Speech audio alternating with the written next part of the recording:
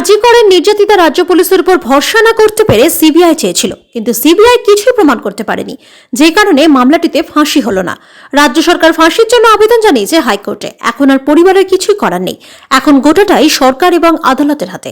আজ মালদা কলেজের নবনির্মিত বিজ্ঞান ভবনের উদ্বোধন করতে এসে একথা বললেন রাজ্যের মন্ত্রী উদয়ন গুহ।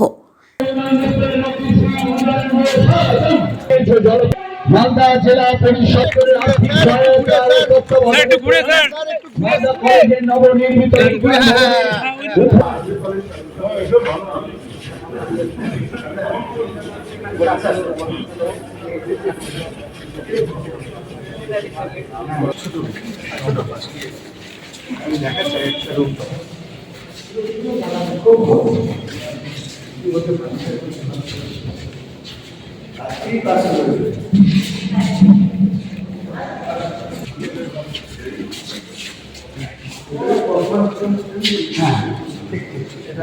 কি মানে এটা নিয়ে কি বলার আছে? কোনো বলার মানে কেউ যদি ওতে আনন্দ লাভ করে তা আমাদের কারো আনন্দ বিয়ে করতে পারি, নষ্ট করতে পারি না।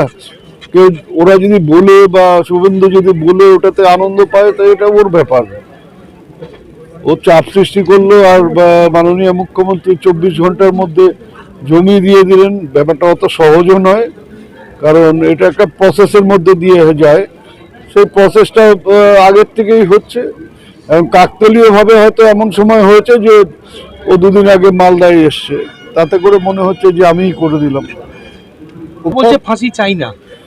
এখন পরিবার কেন চায় না, পরিবার কিসের জন্য চায় না, সেটা পরিবারের লোকেরা বলতে পারবে। তবে কেস যখন একবার হয়ে যায় না, এই ক্রিমিনাল কেসগুলো যখন একবার হয়ে যায় তখন আর পরিবারের কোনো কিছু থাকে না। এটা স্টেট ভার্সাস যে যার বিরুদ্ধে অভিযোগ তার কেস, সেখানে পরিবারের কোনো বলার কিছু থাকে না। আমি কি চাইছি না চাইছি বা কি আমার প্রয়োজন, সেটা তার কথার কোনো মূল্য থাকে না। এটা পুরো ব্যাপারটা একদিকে সরকার আর একদিকে হচ্ছে অভিযুক্ত।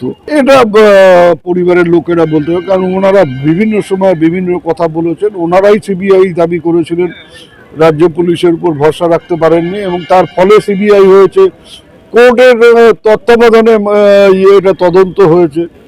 তারপরে সিবিআই এমন কোনো কিছু কোর্টে প্রডিউস করতে পারেনি যে এর সাথে অন্য কেউ জড়িত, সেটা তারা তুলে দিতে ধরতে পারেনি এবং কেসটা করে মানে বিরলের মধ্যে বিরলতম এটাও সিবিআই প্রমাণ করতে পারেনি, ফলে ফাঁসি হয়নি, যাবজ্জীবন হয়েছে। এখন রাজ্য সরকার এবং সিবিআই তারা অ্যাপিল করেছে যে ফাঁসির জন্য। দেখা যাক ওটা নিয়ে কি হয়।